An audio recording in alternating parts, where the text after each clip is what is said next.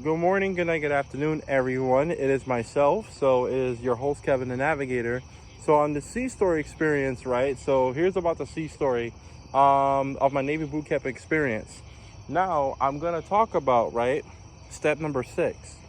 If you watch the last video of step number 5 of how I took the pill and how I vomited, kept vomiting, and I went to sick bay, and then I was in the sick bay for like 2 days, the max.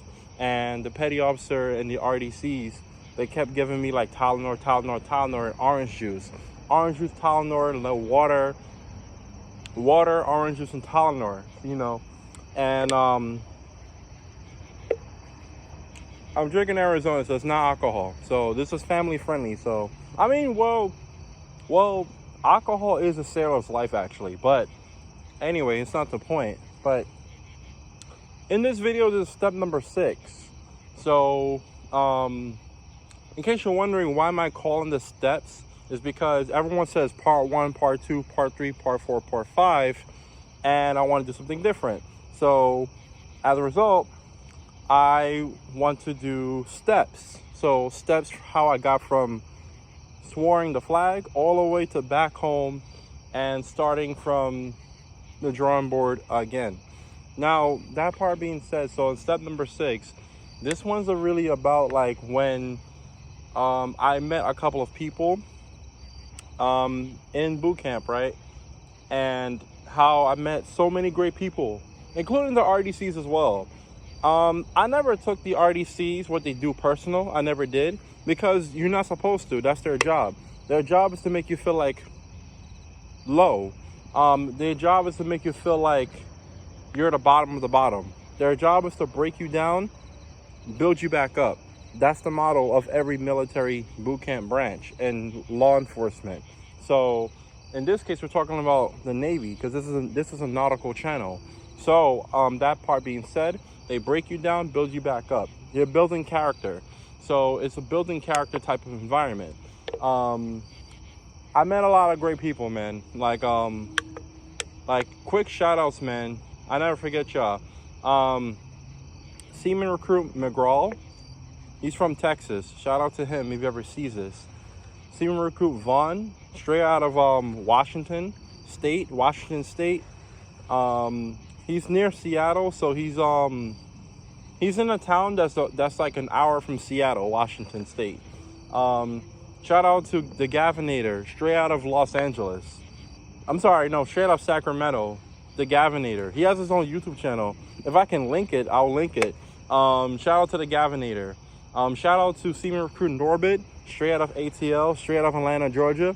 And shout out to Stoby, Seaman Recruit Stoby, straight out of Boston, and Martha's Vineyard. And he's really a Bostonian. So that's a true Boston guy.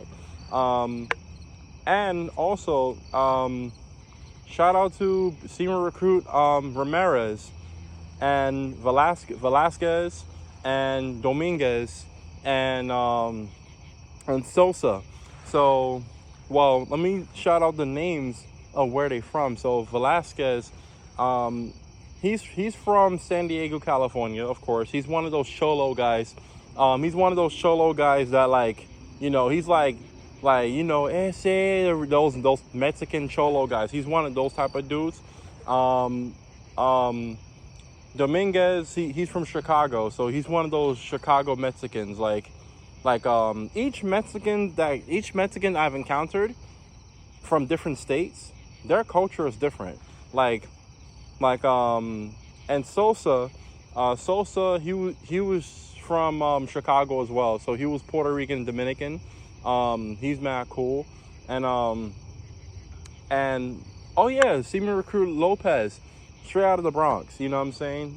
Cause I'm from New York. This is New York right now. I'm from Long Island, but he was straight out the boogie down Bronx. So particularly the South Bronx.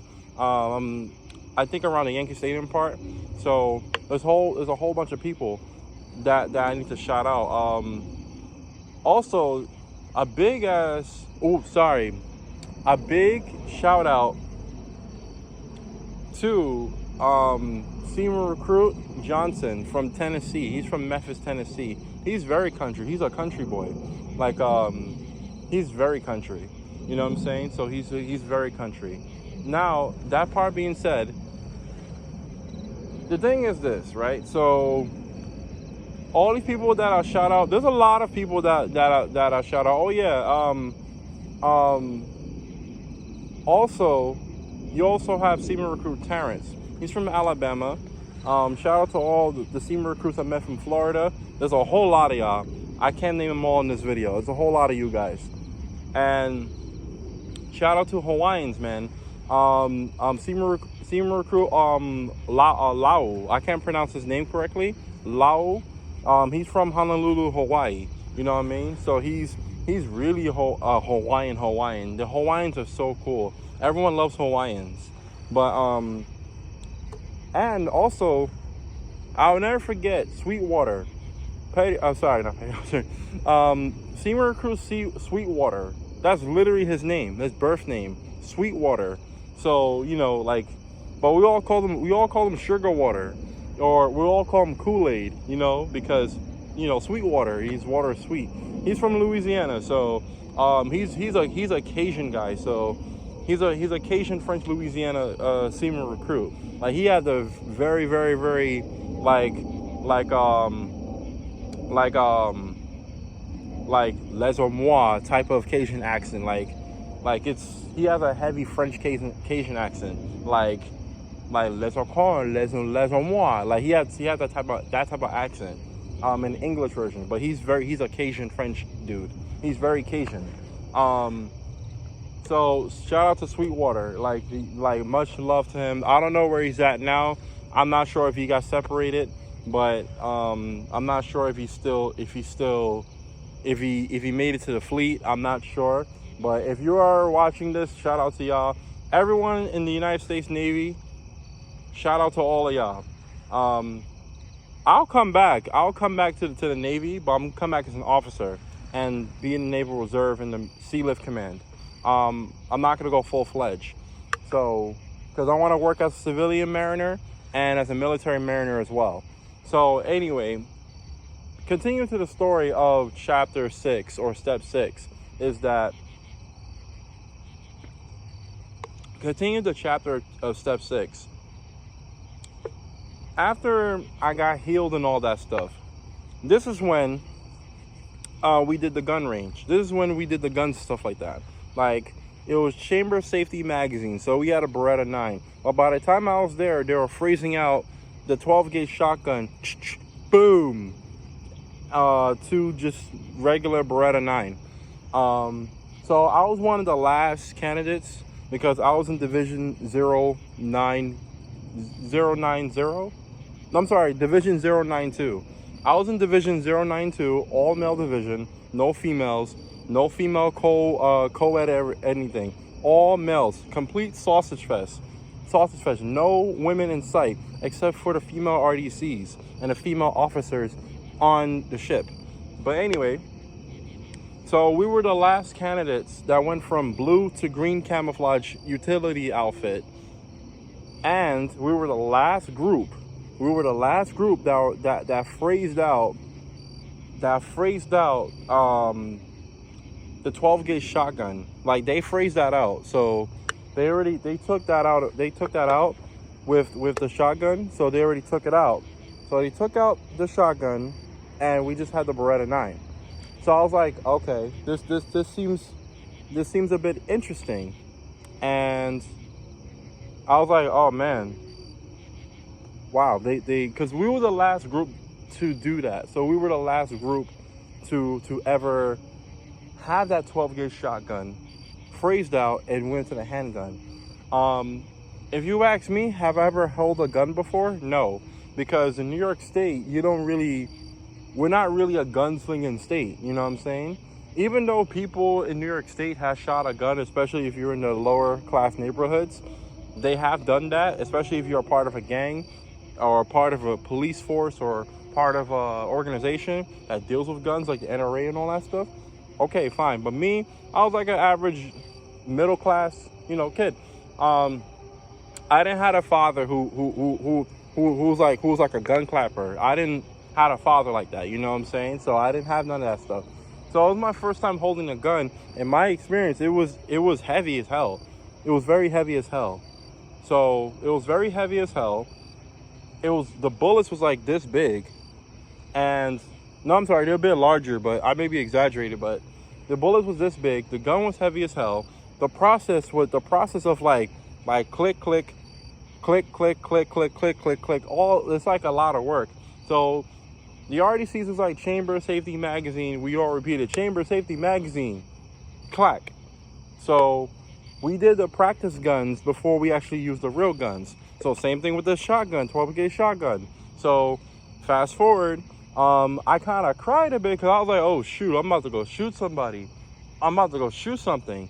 I was like, at that moment, I was like, oh my Holy Spirit type of thing. I'm like, this is not God. Like God doesn't want us to do this. You know what I'm saying? I had this like little religious mindset at the time. And therefore I was like, oh shoot. And then the next day we reveille. So we reveille around 4 o'clock in the morning. So, or 0400. So 0400 we reveille. So we reveille at 0400. Got off the bunk. We did our little morning routine exercise. We did a little jumping jacks. Like, you know, the petty officer was like 1, 2, 3. Everyone says 1. 1, 2, 3. Everyone says 2. So like we did all that. He put a little techno music on, whichever. We wear our navy shorts and shirts and New Balance with our socks all the way to our knees and stuff like that. Had our hydration bottles, whatever. Those are water bottles that they give you at the Navy boot camp or military branch, whatever you're in. So that part happened, and then we just did like the push-ups and the sit-ups and the running, and we did all that stuff. And then we went to chow. So chow's like food. We went to chow at the galley. Galley is the kitchen. So we went to chow to the galley. So we went chow all the way to the galley. We passed a couple of passageways. We went to chow, ate at the galley. We used the head to make sure we don't pee in ourselves or whatever. We used the head, and when we used the head, we got off to the passageway. We went outside the ship and went to another ship. So when that happened, the instructor gave the instructions of how to use the guns. These are real ones. So we used the plastic ones first, we used the fake ones first, and then fast forward, then we used the real ones.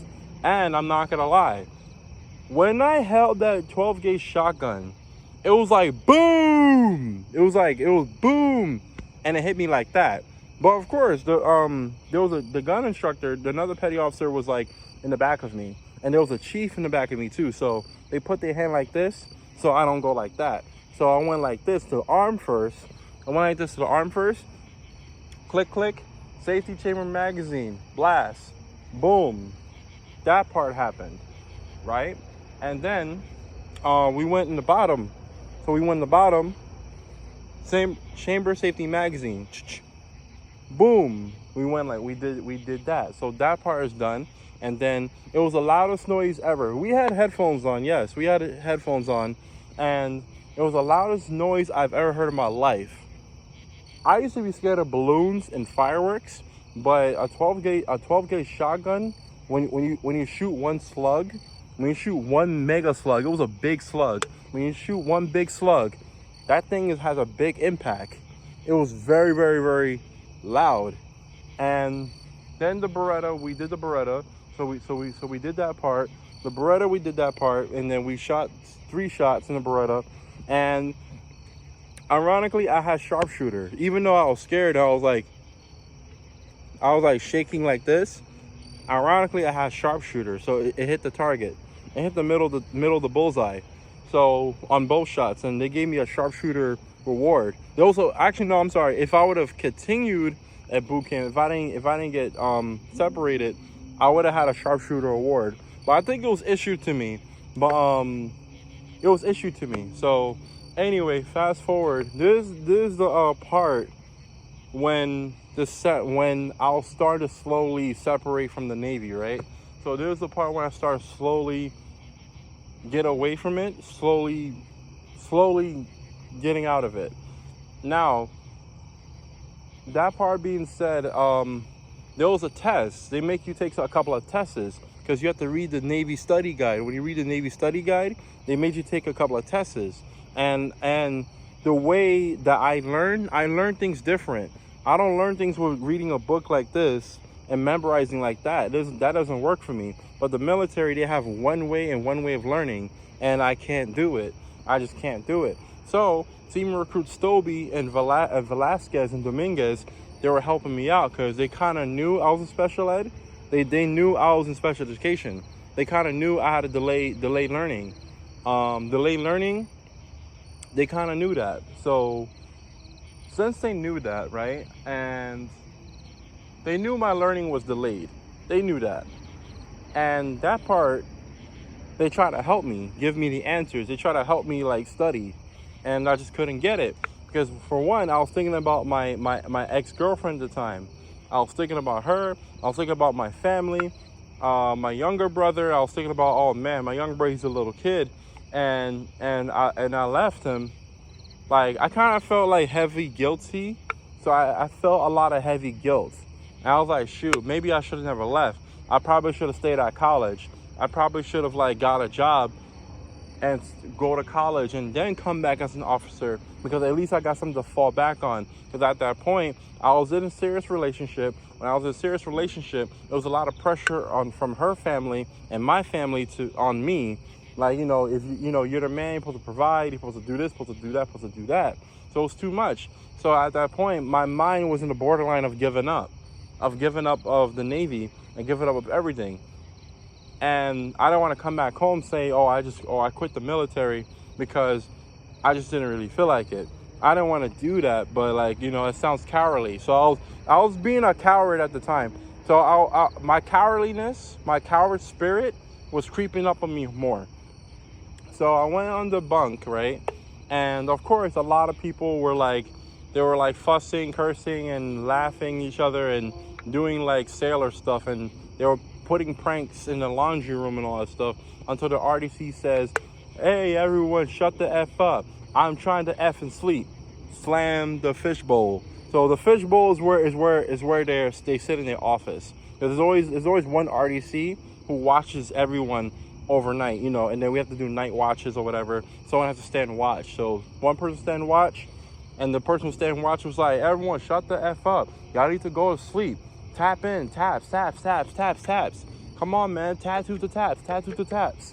So I'm throwing a lot of Navy terms here, but like those of you guys, I'll do another video on sailor nautical terms and Navy terms. I'll do a separate video strictly on that part, on nautical theory, maritime history. So the person, a seaman recruit who was standing watch, was like, everyone taps. Tap to the taps, people. Tap to the taps, shipmates. Tap to the taps, shipmates. So we all tap in. Tap in is like you go to sleep. That's a term we use, means go to sleep. So the lights turn red, so red lights, and then stuff like that. So I cried, I kept crying, and I said, I mumbled, I was like, I quit.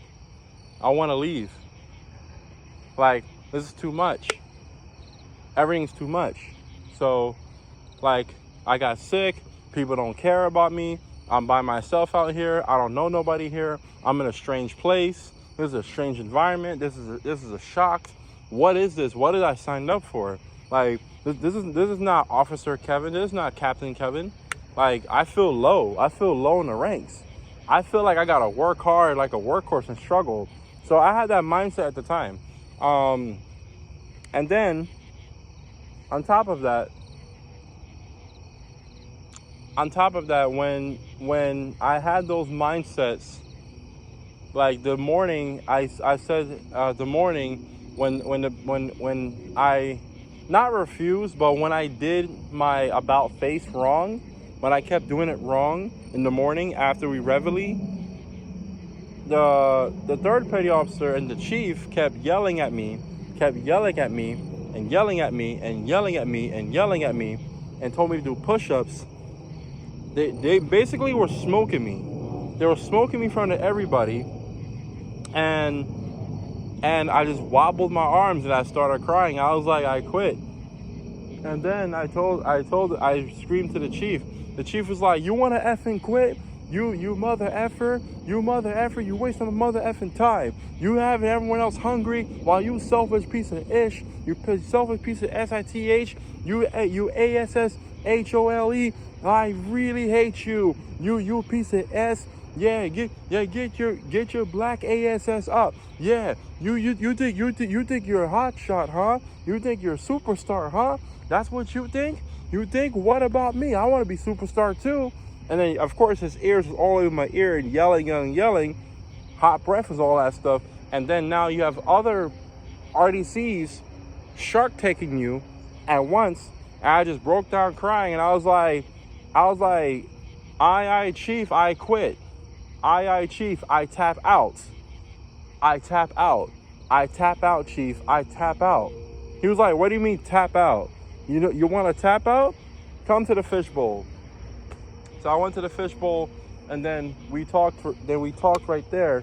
So since we talked right there, I told him that I want to tap out. So I want to tap out, and tap out means you quit. I tap out, and after that, they did a little mini ceremony.